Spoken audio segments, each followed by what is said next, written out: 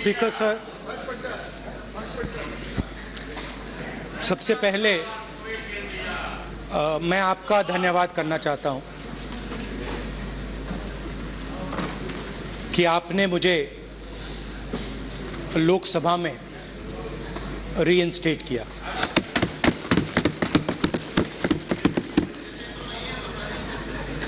और पिछली बार जब मैं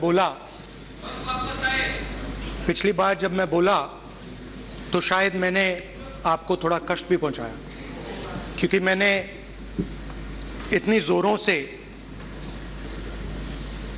अदानी जी पे फोकस किया कि जो आपके सीनियर नेता हैं शायद उनको थोड़ा कष्ट हुआ। तो वो जो उनको कष्ट हुआ,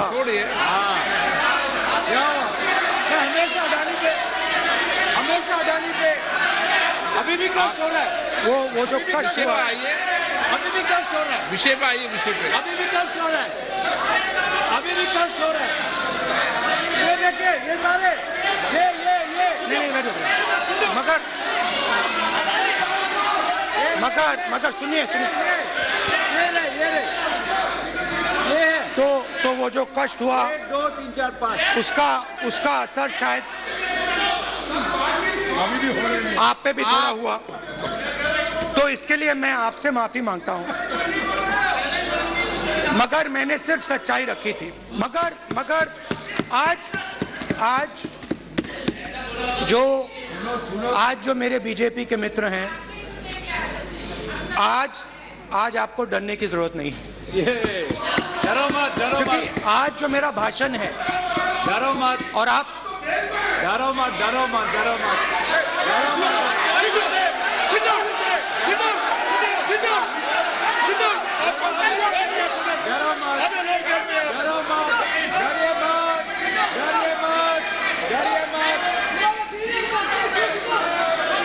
स्पीकर सर, अरे बैठे ब्रदर।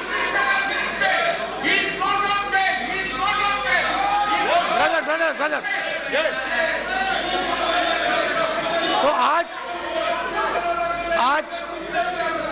आज कोई घबराने की जरूरत नहीं है। आज मैं अपना भाषण, मेन जो भाषण है वो अदानी जी पे नहीं बोलने जा रहा हूं। आप छोड़िए, तो आप रिलैक्स कर सकते हैं, आप शांत रह सकते हैं, क्योंकि मेरा भाषण आज दूसरी डायरेक्शन में जा रहा है।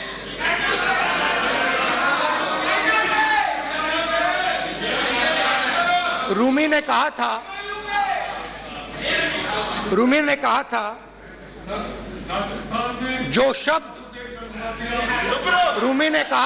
शब्द दिल से आते हैं वो शब्द दिल में जाते हैं। तो आज मैं दिमाग से नहीं बोलना चाह रहा हूं, मैं दिल से बोलना चाह रहा हूं।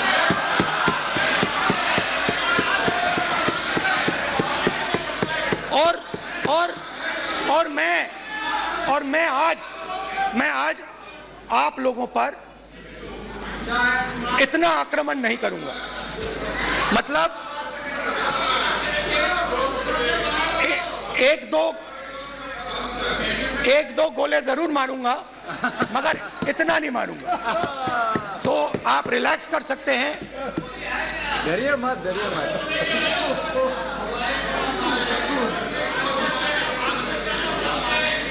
अरे रक्षा मंत्री जी आज संभाल लेंगे हम लोग।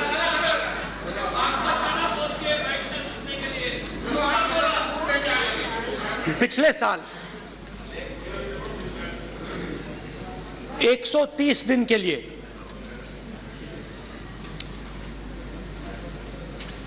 मैं भारत के एक कोने से दूसरे कोने तक गया, अकेला नहीं,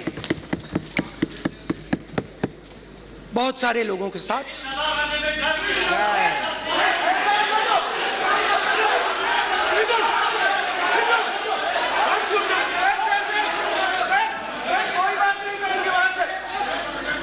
सर, ये हमारा टाइम खत्म करने का साजिश है। प्रधानमंत्री बोलेंगे ऐसे ही होगा सर। अरे समय निकल गए जबरदस्ती समुद्र अधीर अधीर अधीर समुद्र के तट से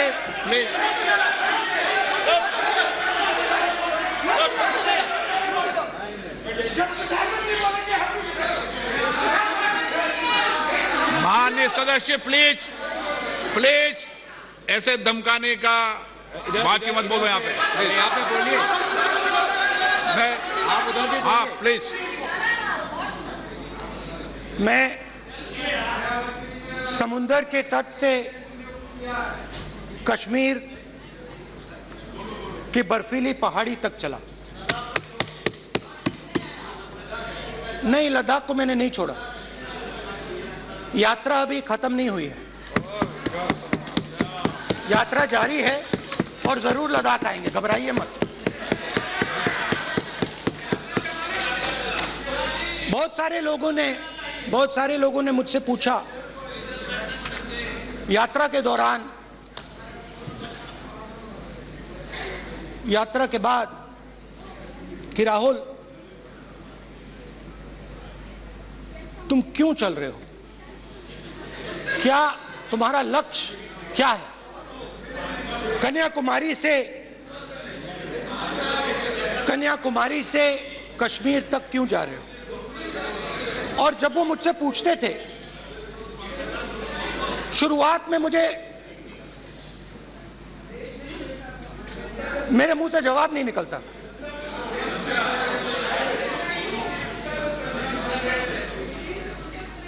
शायद मुझे ही नहीं मालूम था कि मैंने ये यात्रा क्यों शुरू की। जब मैं कन्याकुमारी से शुरू हुआ, मैं सोच रहा था मैं हिंदुस्तान को देखना चाहता हूं, समझना चाहता हूं, लोगों के बीच में जाना चाहता हूं, मगर गहराई से मुझे मालूम नहीं था।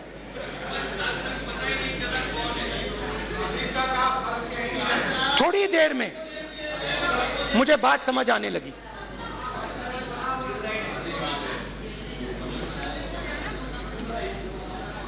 जिस चीज से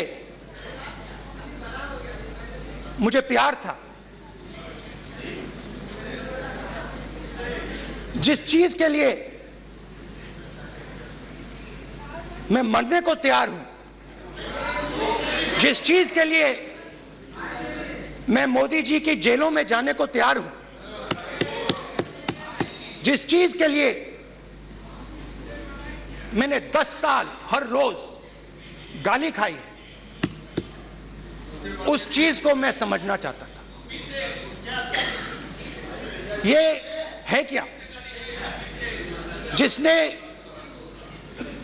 मेरे दिल को इतनी। भाई आप रनिंग कमेंट्री बंद करो, नहीं तो हम भी चालू करेंगे। सुनने का आप जिस चीज धैर्य रखो। जिस चीज ने मेरे दिल को इतनी मजबूती से पकड़ रखा था, उसको मैं समझना चाहता। शुरुआत में जैसे मैंने शुरू किया,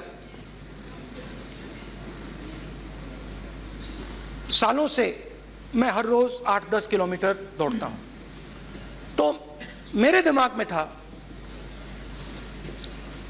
कि अगर मैं 10 किलोमीटर दौड़ सकता हूं तो 25 किलोमीटर चलने का क्या मतलब, कोई बड़ी बात नहीं है।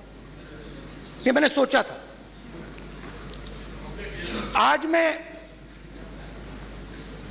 उस भावना को देखूं तो वो अहंकार था कि मैं ये कर सकता हूं, ये कुछ नहीं है। तो मेरे दिल में उस समय अहंकार था।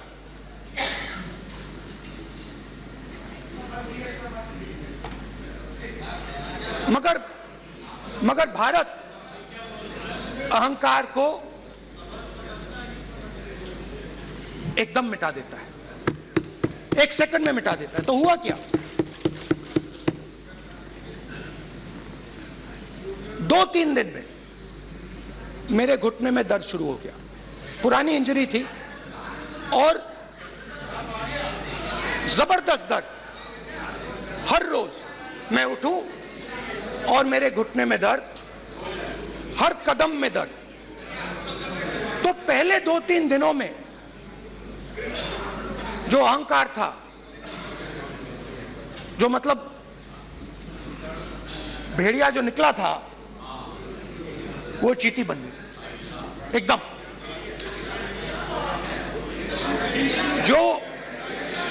जो हिंदुस्तान को अहंकार से देखने निकला था, वो पूरा का पूरा अहंकार गायब हो गया।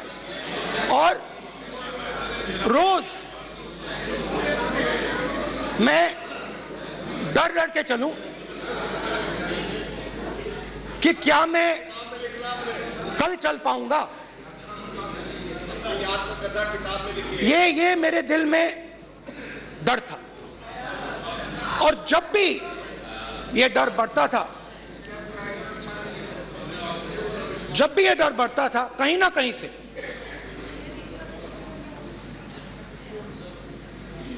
कोई ना कोई शक्ति मेरी मदद कर देती थी। एक दिन मैं सह नहीं पा रहा था, एक छोटी सी लड़की आती है, मुझे चिट्ठी दे देती।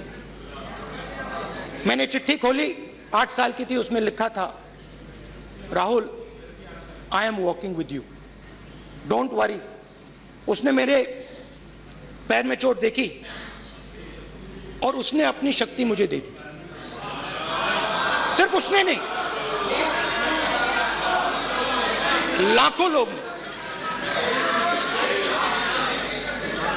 और शुरुआत में जब मैं चल रहा था, कोई किसान आता था, मैं एकदम पहले उसको अपनी बात बताता था कि आपको ये करना चाहिए, आपको इस प्रकार से काम करना चाहिए। मगर इतने लोग आए, हजारों लोग आए, कि थोड़ी देर में मैं बोल नहीं पाया।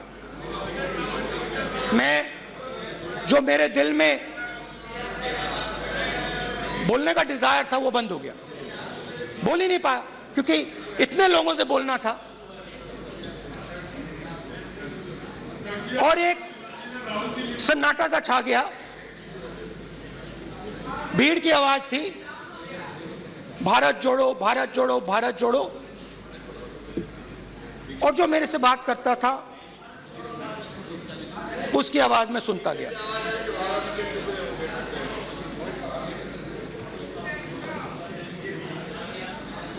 हर रोज सुबह 6 बजे से रात 7-8 बजे तक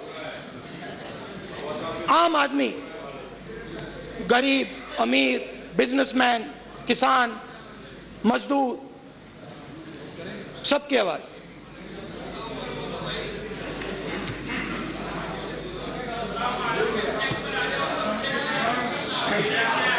आ रहा हूं। आप कल से रुके, अब थोड़ा और रुक लो, 5-10 मिनट रुक जाओ। तो ये चलता गया, मैं बात सुनता गया। और फिर मेरे पास एक किसान आया, और किसान ने हाथ में रुई पकड़ी हुई थी, और उसने मुझे कहा, अध्यक्ष महोदय, उसने मुझे कहा, मेरी आंख में देखकर उसने मुझे अपना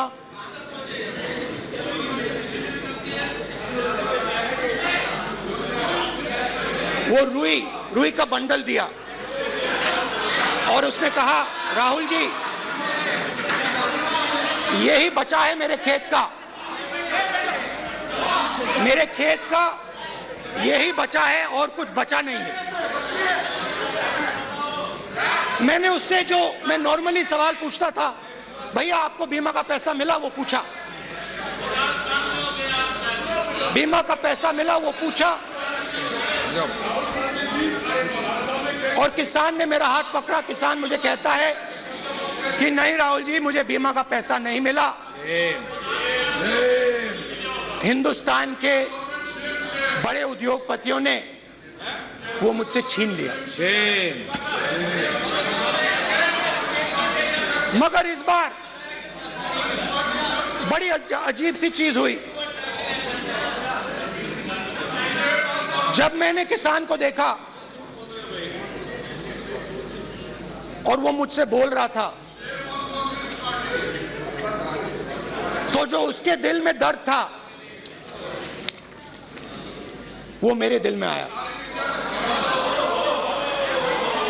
जो उसके आंखों में शर्म थी जब वो अपनी बीवी से बात करता था, वो शर्म मेरी आंखों में आई। जब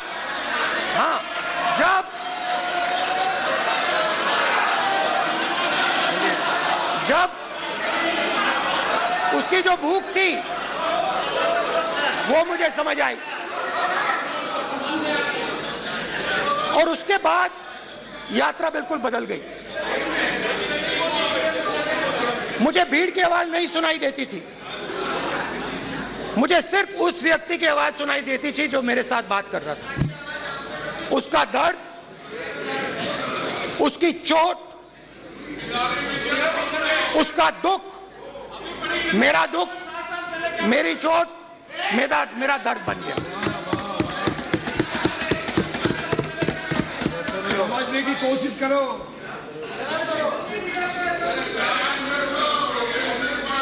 भाई और बहनों,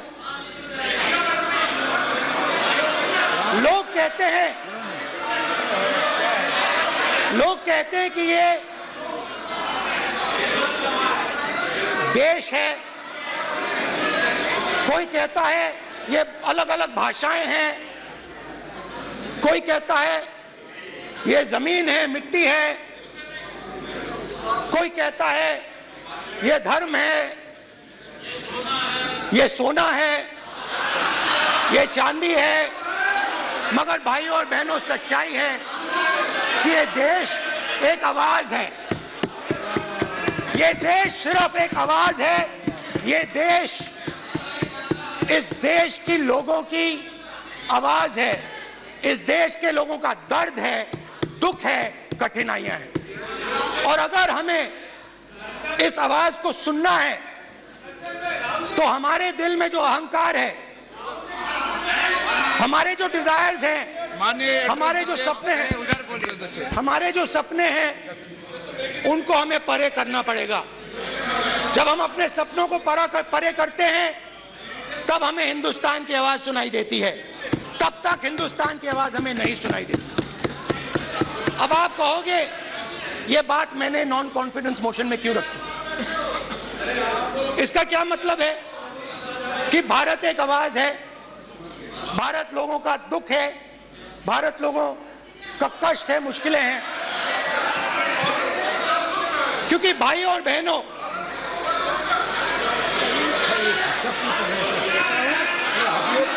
अध्यक्ष महोदय, अब पूरा सूद समेत जवाब तुमको मिलेगा, फिर पूरा सूद समेत जवाब देंगे सर। फिर आप हमको मत रोकेगा सर। अध्यक्ष महोदय, फिर आप हमें मत रोकेगा सर। आप हमें मत रोकेगा, फिर आप हमें मत रोकेगा, आप हमें मत रोकेगा, फिर आप हमको मत रोकेगा सर। हम सब देख रहे हैं, सब सुन रहे हैं, आप हमको फिर मत रोकेगा सर। तो स्पीकर सर, भारत एक आवाज है। भारत इस देश के सब लोगों की आवाज है। और अगर हम उस आवाज को सुनना चाहते हैं, हमें अहंकार को, नफरत को मिटाना पड़ेगा। स्पीकर सर, कुछ ही दिन पहले मैं मणिपुर गया। हमारे प्रधानमंत्री नहीं गए, आज तक नहीं गए, क्योंकि उनके लिए मणिपुर हिंदुस्तान नहीं है।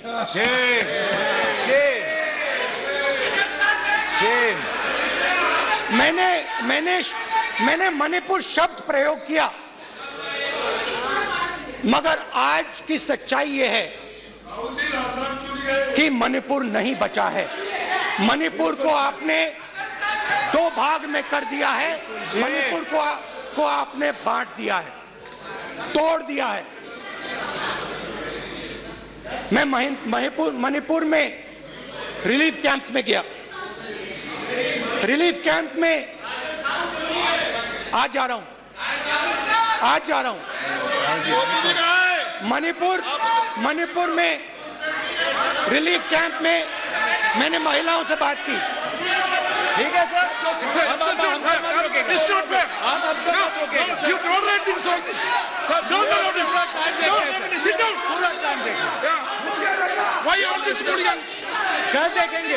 कल देखेंगे। बात नहीं करेंगे सर, प्रधानमंत्री की बात नहीं करेंगे सर ऐसे।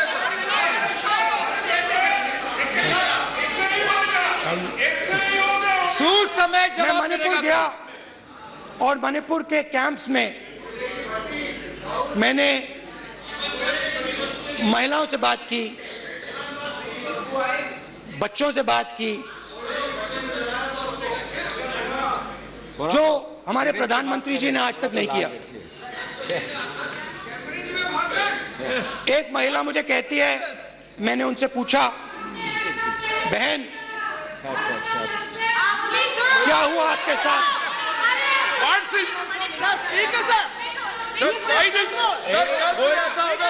एक मंत्री बोल रहे हैं, एक मंत्री खड़े होके बोल रहे हैं, एक मंत्री खड़े होके ऐसे कर रहे हैं, एक मंत्री खड़े होंगे तो पूरे सांसद खड़े होंगे यहाँ पे, पूरे सांसद खड़े होंगे यहाँ पे, बैठे नहीं है चुपचाप करिए, पूरे सब खड़े होंगे, पूरे सब खड़े होंगे कल कांग्रेस पार्टी ने पूरा देश खड़ा होगा आपके खिलाफ, तो पूरा देश कल आपके खिलाफ खड़ा होगा।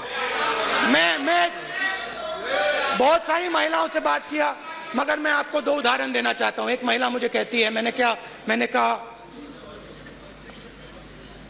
क्या हुआ तुम्हारे साथ? कहती है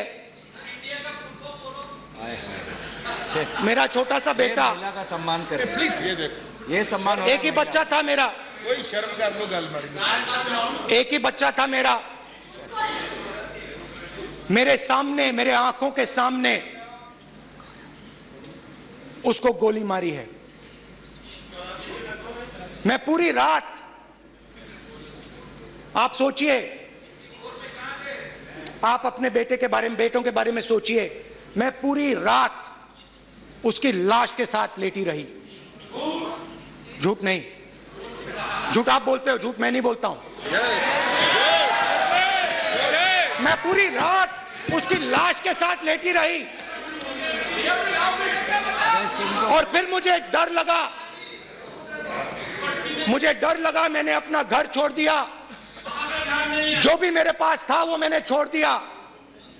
मैंने उनसे पूछा कुछ तो लाई होगी? कहती है नहीं, सिर्फ मेरे जो कपड़े हैं ये मेरे पास हैं। और फिर इधर उधर ढूंढती है और एक फोटो निकालती है और मुझे कहती है ये ही मेरे पास अब बची है।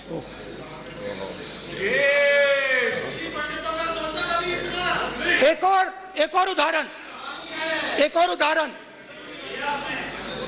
दूसरे कैंप में मैं, एक महिला मेरे सामने आती है, मैं उससे पूछता हूं तुम्हारे साथ क्या हुआ? क्या हुआ तुम्हारे साथ? और जैसे ही मैंने ये सवाल पूछा,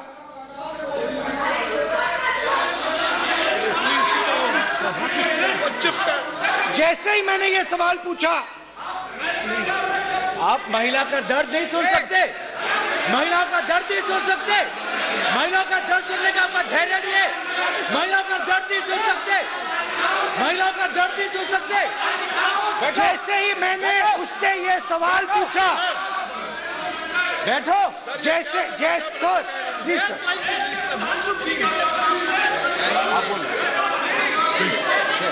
शर्म करिए।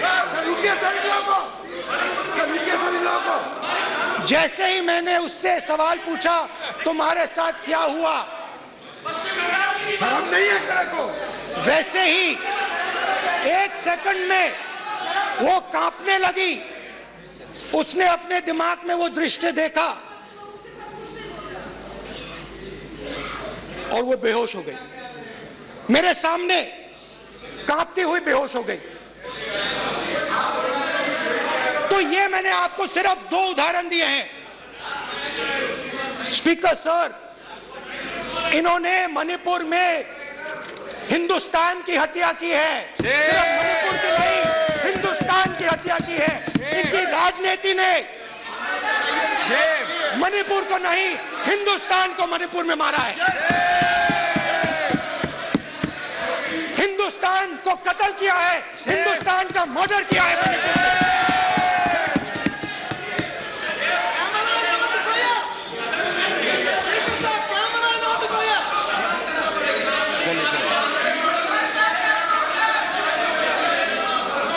अरे 2 भाग किए हैं, शर्प करिए।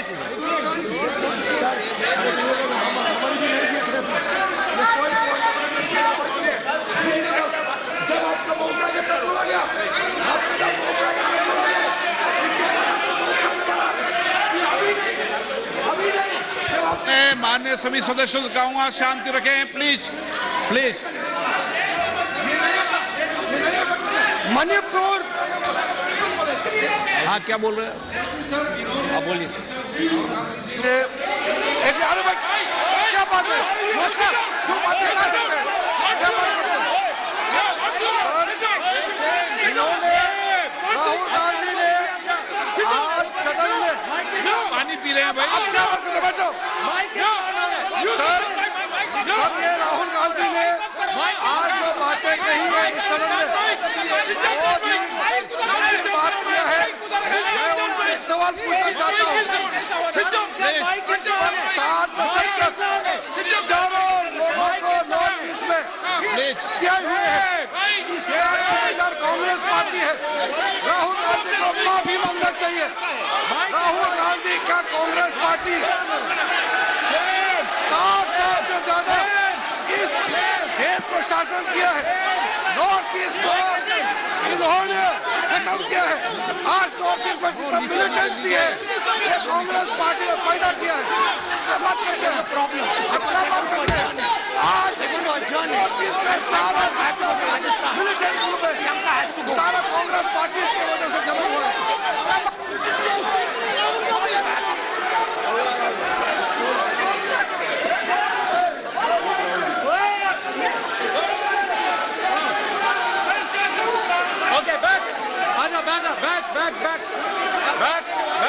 बैक रेवंत, सबको पीछे ले आओ।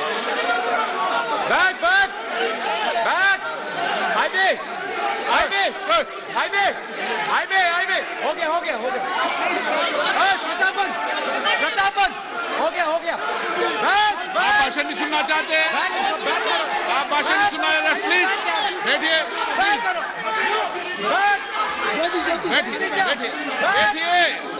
प्लीज बैठिए,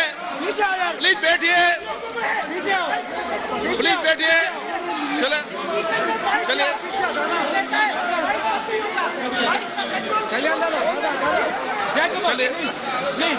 थैंक यू। सबसे बड़ा थैंक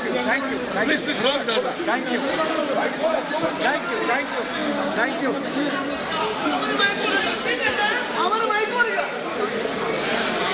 एक मिनट बैठिए, एक मिनट प्लीज बैठिए, प्लीज बालूजी,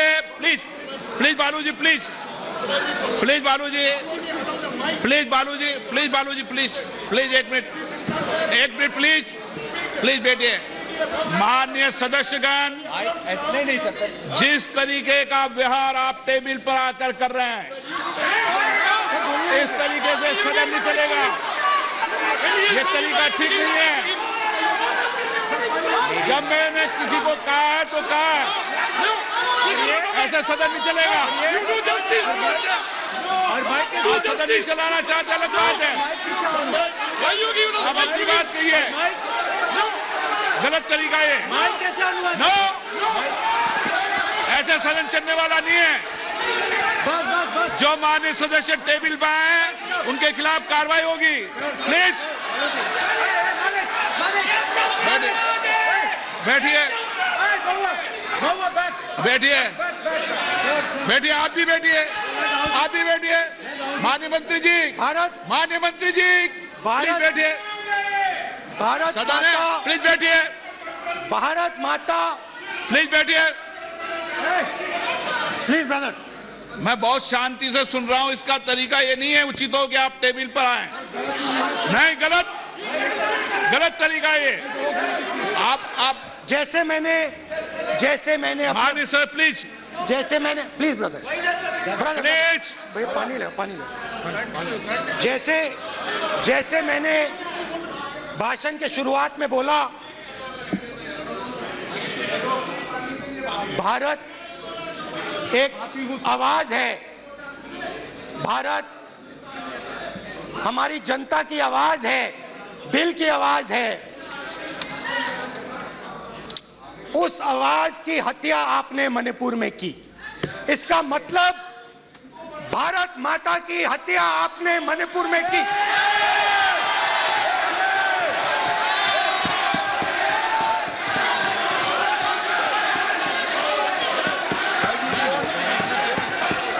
भारत माता को आपने मणिपुर के लोगों के मारा, आपने मणिपुर के लोगों को मारकर भारत की हत्या की है। आप देश द्रोही हो, आप देशभक्त नहीं हो, आप देश प्रेमी नहीं हो, आप देशद्रोही हो। आपने देश की हत्या मणिपुर में की। प्लीज एक मिनट, प्लीज बैठिए, प्लीज बैठिए। अब सवाल उठता है, बैठना चाहते नहीं बैठना चाहते, आप बैठना चाहते नहीं बैठना चाहते, इसीलिए आपके प्रधानमंत्री मणिपुर में नहीं जा सकते हैं, क्योंकि उन्होंने प्लीज देश की हत्या की है। मणिपुर में हिंदुस्तान की हत्या की है, भारत माता की हत्या की है। मणिपुर के लोगों के दिल में। प्लीज एक मिनट बैठिए आप। तो सवाल उठता है, एक मिनट बैठिए, एक मिनट। आप भी विराजो, आप बैठिए। सही नहीं बैठिए, रहने दो आप। चलो आप बैठिए आप प्लीज बैठिए आप प्लीज। आप बोल रहे हैं फिर आप भारत माता के रखवाले नहीं हो, आप भारत माता के हत्यारे हो। प्लीज माननीय सदस्य, प्लीज माननीय सदस्य, प्लीज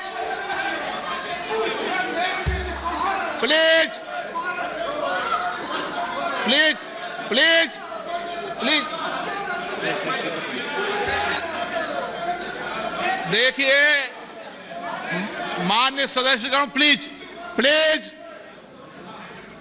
माननीय सदस्यगण, भारत माँ हमारी माँ है, हमें सदन में बोलते समय संयम बरतना चाहिए। मेरा अपनी माँ की हत्या की बात कर रहा हूँ, मैं मणिपुर में अपनी माँ की हत्या की बात कर रहा हूँ, मैं आदर से बोल रहा हूँ। आपने मेरी माँ की हत्या की मणिपुर में। एक मेरी माँ यहाँ बैठी है, दूसरी माँ को आपने मणिपुर में मारा है।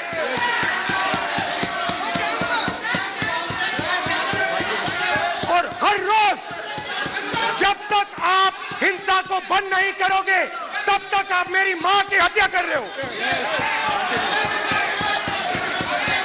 हिंदुस्तान की सेना मणिपुर में एक दिन में शांति ला सकती है, हिंदुस्तान की सेना का प्रयोग नहीं कर रहे हो, क्योंकि आप हिंदुस्तान को मणिपुर में मारना चाहते हो।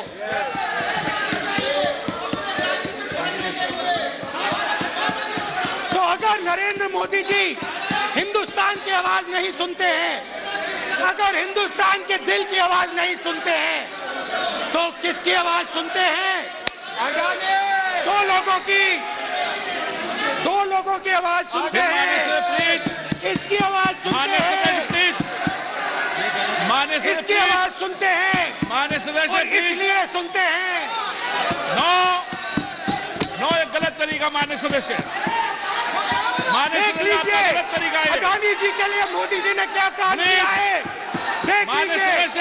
ये पहले आप क्वेश्चन नहीं है, गलत तरीका आपका माननीय सदस्य, आपका गलत तरीका है। आप सीनियर सदस्य हैं, आप इस तरीके का व्यवहार सदन में मत करिए। आप बात करिए, लेकिन इस तरीके से क्वेश्चन लाना ये उचित नहीं है किसी तरीके से। रावण दो लोगों की सुनता था, रावण दो लोगों की सुनता था, मेघनाद और कुंभकर्ण। वैसे ही नरेंद्र मोदी दो लोगों की सुनते हैं, अमित शाह और अडानी। भाई और बहनों, लंका को हनुमान ने नहीं जलाया था, लंका को रावण के अहंकार ने जलाया था। प्लीज माननीय सदस्य, आप संयमित बोले। आप ये सदन है, आप तरीके से बोलिए। माननीय राम ने रावण को नहीं मारा था, रावण के अहंकार ने रावण को मारा था। आप पूरे देश में केरोसिन फेंक रहे हो, पूरे देश में आप केरोसिन फेंक रहे हो। आपने मणिपुर में केरोसिन फेंकी और फिर चिंगारी लगा दी। अब आप हरियाणा में कर रहे हो, पूरे देश को आप जलाने में लगे हो। आप पूरे देश में भारत माता की हत्या कर रहे हो। धन्यवाद स्पीकर।